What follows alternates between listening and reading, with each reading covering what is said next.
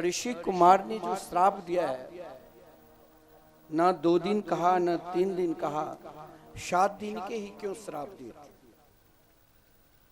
तो ऋषि कुमार के भाव को महाराज परीक्षित जान गए कि जीव मात्र को, प्राणी मात्र को मरना तो पड़ेगा ही।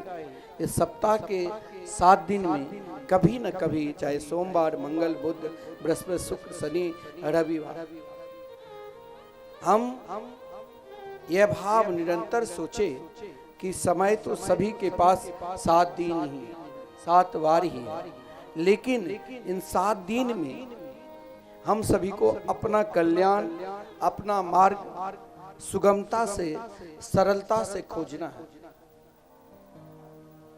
और यही उद्देश्य लेकर हमें किसी महापुरुष के पास, किसी विद्वान के पास, किसी ज्ञानी के पास जाना चाहिए। हम अपना उद्देश्य कभी कभी भटक जाते हैं। जीवन में यदि छोटा सा कष्ट मिला, दुख मिला, तो मुख्य जो प्रमुख उद्देश्य है, उस उद्देश्य को छोड़कर हम अनेक प्रकार के, नाना प्रकार के तंत्र मंत्र साधना में पड़ जाते हैं। लेकिन महाराज परीक्षित ने सोचा, आज मेरे पास कोई पृथ्वी लोक के ही साधु संत नहीं है, मेरे पास तो देवलोक के ब्रह्मर्षि, देवर्षि और राजर्षि तीनों संत।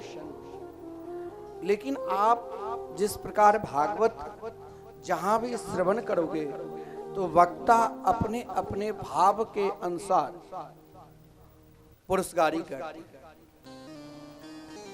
क्योंकि भागवत के विषय में कहा गया है, यद्यपि कहे बहुविध कभी महिमा अपार, तदपि नित्य नूतन रहे कृष्ण चरित उदार।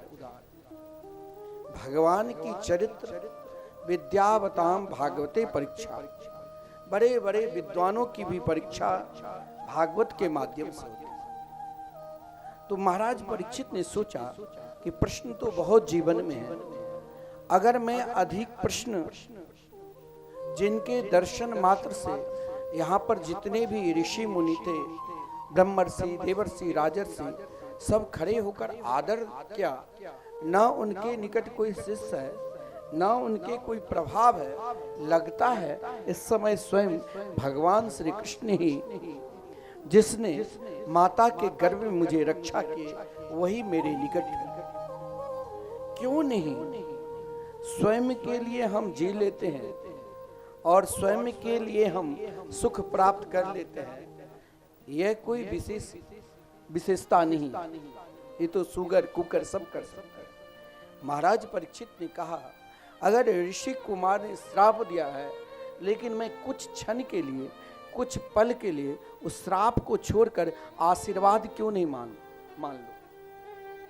और आशीर्वाद मानकर ही यही प्रश्न किया कि मरणासन व्यक्ति का क्या कर्तव्य है, उसे क्या करना चाहिए। आदरणीय श्रीमान सुखदेव जी ने सोचा, जो आज तक 16 वर्ष की अवस्था में मौन थे, उन्मत्त की तरह, पागल की तरह रहते थे, लेकिन महाराज परीक्षित के प्रश्न को देखकर, यहाँ हम कोई भी कार्य करते हैं तो पहले मंगलाचरण करते हैं। भागवत के प्रारंभ में मंगलाचरण, जैसे सर्वप्रथम गुरु के ध्यान, फिर अपने आचार्य के ध्यान, फिर अपने इष्ट का ध्यान, फिर संतों का ध्यान किया जाता है। और जब हम घर से निकलते हैं तो सब अपने इष्ट, ना भी इष्ट है तो सबके जीवन में जो मंगल करे, मंगल गणेश बोलकर निकलते। लेकिन एक शिष्य का प्रश्न सुनकर एक गुरु के हृदय में किस प्रकार प्रसन्नता होनी चाहिए। आदरणीय श्रीमान सुखदेव जी भागवत के 2 स्कंद के 4 अध्याय में मंगलाचरण किए थे, लेकिन महाराज परीक्षित के प्रश्न को सुनकर कहा कि मैंने सुना कि महाराज परीक्षित परम धर्मात्मा है, परंतु ये केवल धर्म के ज्ञाता नहीं है। महाराज परीक्षित तो परम धर्म के आचार्य है, और वही परम धर्म के आचार्य मानकर सीधे आदरणीय श्रीमान सुखदेव जी ने कहा कि आपके जो प्रश्न हैं वो बड़े बहुत श्रेष्ठ है, और बोले वर्यानेस ते प्रश्न कृतो लोकहितं नृप आत्मवित्त शमत पुंसा श्रुतव्या दिसूय पर। यह ब्रह्म सूत्र का भी मंत्र है, वर्यानेशा। और वर्यानेशा एक सुखपूर्वक आप किसी से आदर करो या किसी को बहुत सम्मान करो, लेकिन आपके आदरता में, आपके सम्मान में कहीं ना कहीं ईर्षा है, भाव है, या आप बेमन से कर रहे हो तो सामने वाले जान जाते हैं।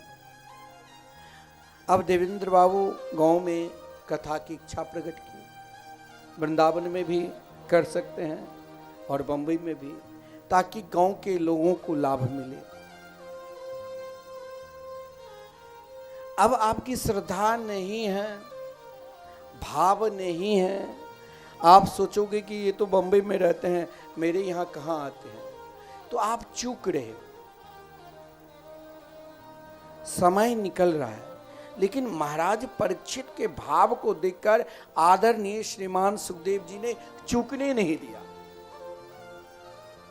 सोचा यहाँ बहुत सारे ऋषि मुनि हैं, सब अपने अपने मंतव्य के अनुसार, अपने अपने भाव के अनुसार, किसी ने कहा महाराज आप विशाल भंडारा करो, तो किसी ने कहा आप विशाल यज्ञ करो, किसी ने कहा अनेक वेदों की ऋचाओं की पाठ कराओ। लेकिन महाराज परीक्षित के हृदय में वो प्रसन्नता नहीं हुई।